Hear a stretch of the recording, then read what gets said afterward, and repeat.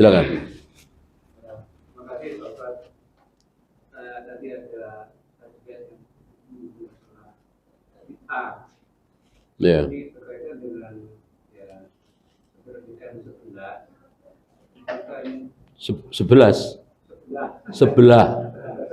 sebelah rumah. Tempat lain lah. Itu sering mengatakan, nah kalau mengerti kita, sekarang mengenai masalah seperti pengajian kita yang setiap sudah terbuli juga lah, sudah terbul, sudah sabtu, sudah akad, terus itu, nah apakah termasuk seperti itu? Boleh dijelaskan? Iya. Kenapa kita ngaji tiap Rabu? Kenapa kita ngaji tiap Sabtu? Kenapa kita ngaji tiap Senin Maghrib, Ahad Duha? Bisa jawab nggak? Bisa nggak jawab? Pasti bisa. Pasti bisa. Biar pada tahu nih kalau ngaji Bulughul Maram, Ahad, Duha, umumin. Tahu jawabannya. Lah kalau ditanya, kenapa kita harus sholat nisfu Sya'ban? Jawabnya apa? Pasti nggak bisa jawab. Apa jawab? Nggak bisa jawab. Nah itu. Sesuatu yang bukan mahdhah, akal pasti bisa mencerna. Yang mahdhah nggak bisa cerna. Kenapa jumroh harus dilempar? Kenapa hajar aswad harus dicium? Kenapa hayya 'ala sholat 2 kali, tidak 3 kali?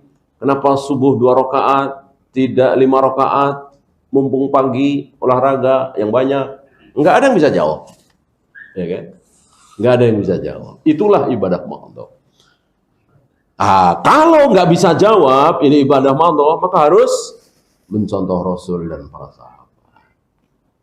Adapun kenapa SD 6 tahun, kenapa SMP 3 tahun, kenapa SMA 3 tahun, pasti bisa jawab. Ada alasan. Maka itu bukan ibadah mahdhah. Disebutnya ibadah ghairu mahdhah, walaupun sama cari ilmu. Gitu ya. Maka bid'ah hanya ada di sholat. Ya, ibadah mahdhah, sholat, adzan, qomat, ruku, sujud, puasa, tawaf, sa'i, melempar jumroh, mencium hajar aswad, bermalam di Mina, bermalam di Musdalifah. Hanya ada di situ. Adapun bekerja, kemudian kita cari ilmu seperti ini bukan mahdhah. Maka berbeda dengan cara Nabi, boleh. Ya. Tapi jangan coba-coba berbeda dengan cara Nabi, menambah dari cara Nabi, mikot misalnya, ya kan? Tidak boleh.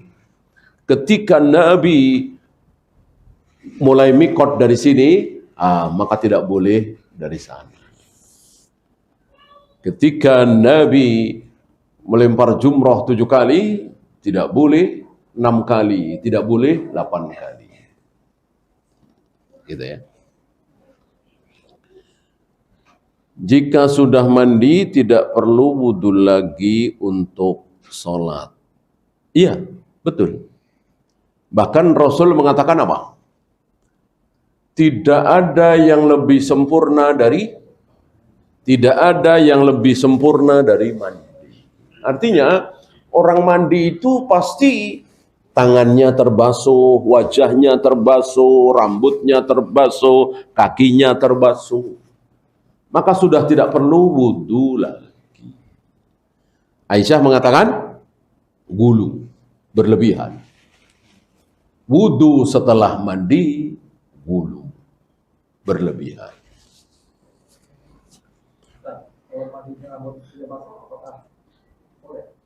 Enggak, karena tentu rambut tidak terkena, gitu.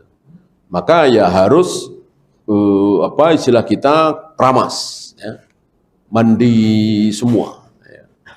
Kan ada kita sering mandi tanpa kepala, rambut kepala masih kering, ya tentu harus wudhu lagi. harus wudu lagi. Bolehkah berhutang untuk orang tua? Boleh. Hukum asal berhutang kan boleh ya, mubah ya. Bahkan Nabi pernah. Cuman Nabi pakai jaminan, pakai gade, baju besi beliau. Ya. Apalagi untuk orang tua. Yang tidak baik, yang tercela adalah golabatid dain. Golabatid dain. Golabatid dain itu apa ya? Hidupnya terlilit dengan hutang. Utang terus gitu. Udah lunas nih motor, ngambil apa lagi ya? Mobil udah lunas nih, ngambil lagi. Seolah hidupnya itu terus gitu, padahal dia nggak butuh. Ya. Artinya kalau dia sabar, nabung dulu, itu dia bisa dan itu lebih baik. Ya lebih buruk lagi kalau itu riba, lebih buruk lagi. Dan hari ini sepertinya nggak ada yang nggak riba. Hampir semua utang seperti itu adalah riba, berarti haram.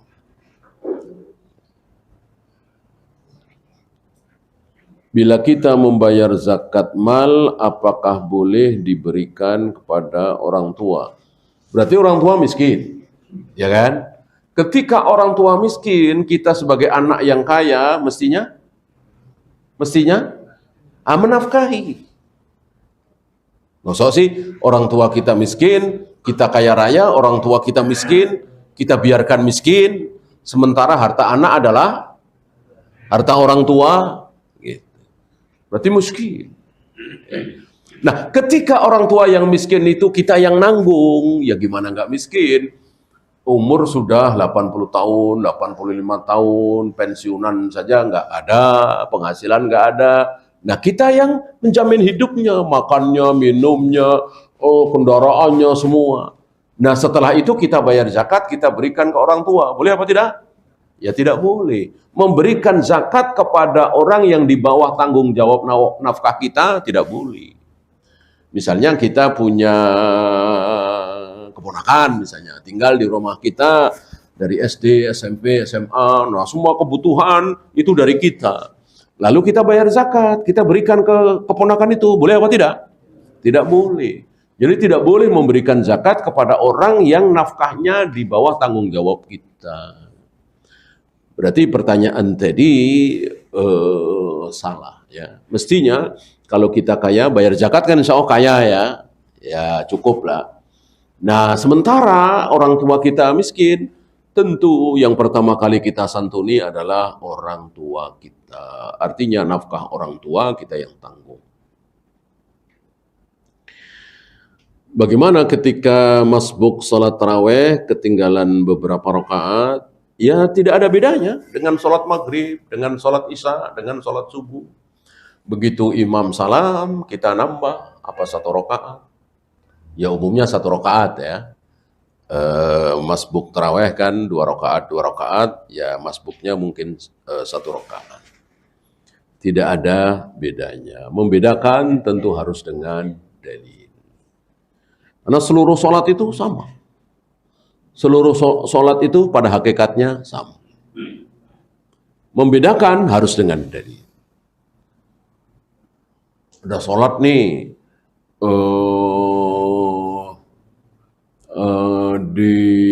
di rakaat pertama takbir 7 kali, rakaat kedua takbir 5 kali. Ada dalilnya, sami'na wa ta'ana. Ya. Ada sholat nih, habis ruku, sami Allah liman hamidah, baca Al-Fatihah lagi. Tapi ada dalilnya, ya kita amalkan. Sholat gerhana. Ya. Ada sholat tanpa ruku, tanpa sujud, tapi ada dalilnya. Ya sami'na wa ta'ana. Kalau nggak ada dalil, maka semua sholat sama. Rakaat kedua atayat awal, rakaat ketiga atayat akhir, kalau 3 rakaat. Kalau 4 rakaat atayat akhir, rakaat keempat. Bacaannya ini, itu, semuanya sama. Membedakan harus bawa dalil. Apakah boleh takbiran Idul Adha dan Idul Fitri berjamaah menggunakan speaker? Eh, menjahar iya, dan tidak diatur-atur. Gitu. Artinya, kita lihat saja Ibnu Umar misalnya ya. Jadi hari-hari Mina, tanggal 11, 12, 13 Dzulhijjah atau hari Tasyrik, Ibnu Umar itu masuk pasar. Sampai di pasar bertakbir beliau. Allahu Akbar, Allahu Akbar. Yang lainnya mengikuti. Bolehkah? Boleh. Jadi tidak usah ada tempat khusus, waktu khusus. Artinya dari mulai tanggal 10 sampai tanggal 13 ini, mau di jalanan, mau di masjid, mau di pasar, mau di rumah sakit, mau di kampus, mengumandangkan takbir. Dan ini bagian dari syiar. Kalau ini kita amalkan luar biasa. Terutama di Jakarta misalnya ya. Lebih membuat orang-orang kafir itu takut. Menyingkirkan sunnah ya. Membuat orang-orang kafir takut, membuat orang-orang kafir itu merasa kecil di hadapan kaum muslimin, ini sunnah. Sebaliknya, membuat orang-orang kafir ini besar di hadapan kaum muslimin, ini tidak benar, ini tidak baik. Ya. Kalau sholat subuh kan ada terbit dulu ya, misalnya terbitnya jam 6 kurang 5 misalnya. Ya. Nah, pas matahari terbit itu, terus kita habis wudhu pas matahari terbit persis itu, kita sholat sunnah berapa? Tunggu dulu. Kan itu waktu-waktu yang apa? Matahari sedang terbit, matahari sedang tenggelam, matahari sedang tepat di atas kepala kita. Itu waktu-waktu apa? Waktu-waktu yang dilarang sholat. Waktu-waktu yang haram sholat. Maka kita tunggu matahari itu agak naik. Istilahnya sepenggalah. Ya mungkin 7 menit, mungkin 10 menit dari waktu suruk itu, dari waktu terbit itu. Termasuk sholat masjid kan enggak. Iya, kan itu nggak lama ya, 5 menit, 7 menit ya, tunggu sebentar. Maka hati-hati antum masuk masjid menjelang adzan duhur, ya. Hati-hati, jangan sholat dulu. Sudah azan langsung sholat. Sudah azan kan berarti kan sudah tergelincir, matahari sudah tidak tepat di atas kepala kita, ya. Tidak ada sunnahnya ya. Ketika azan tunggu azan selesai baru sholat, ini nggak ada sunnahnya. Udah sholat aja, ya. Nggak ada larangan ketika azan kita sholat. Sementara orang-orang awam kan sepertinya seolah begitu ya. Setelah masuk masjid sedang azan nggak langsung sholat, tunggu dulu, ya. Nggak ada perintah seperti itu. Apalagi kalau adzan Jumat, ya, udah sholat aja. Ketika adzan berkumandang, sholat tahiyatul masjid. Selesai itu siap-siap mendengarkan khotib berkhutbah. Kalau pas hari Jumat, memang sudah lagi matahari, boleh ya sholat menunggu adzan itu. Meskipun maksudnya pas matahari tepat, tidak sholat. Oh ya. Bahkan Rasul pernah sholat Jumat matahari belum tergelincir. Jadi ada kekhususan untuk hari Jumat waktu tergelincir itu ada kekhususan.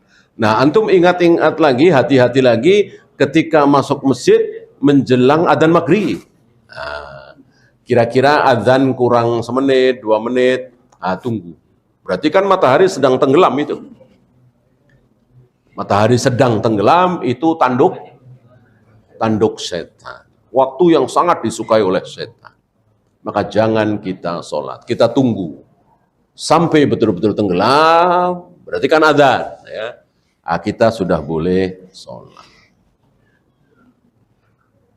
Wallahu. Ya.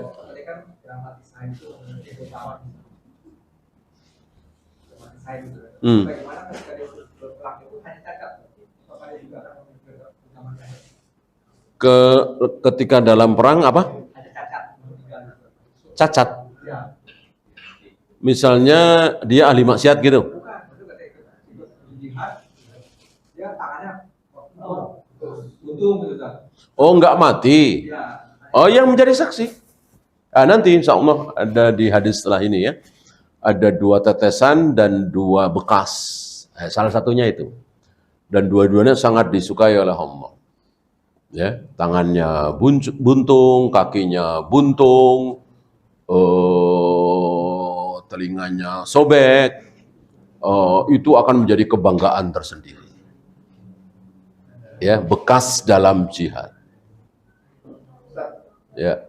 Tadi yang terkait bisa Yasiro itu yang meringankan hisab. Itu kan peristiwanya setelah sirat ya. Setelah sirat ya. Sementara ada yang mengajarkan bahwa itu Allah mengisikan hisab Yasiro. Kita diringankan hisabnya. Iya. Itu prosesnya setelah sirat bukan sebelumnya. Kalau sebelumnya itu bukan sesama muslim aja. Dan nggak ada jaminan diampuni. Saling menuntut. Itu di padang mahsyar. Jadi doa itu bukan untuk yang sebelum, sesudah itu. Sebelum justru. Kalau sesudah kan pasti yasir. Pasti mudah. Ya? Artinya doa itu asik bagi Yasiro itu boleh diamalkan. Boleh. Supaya nanti kita dihisab oleh Allah dengan hisab yang mudah. Ya, kita bersiap-siap untuk berbuka. Kita akhiri. Subhanakallahumma bihamdika asyhadu an la ilaha illa anta astaghfiruka wa atubu ilaik. Assalamualaikum.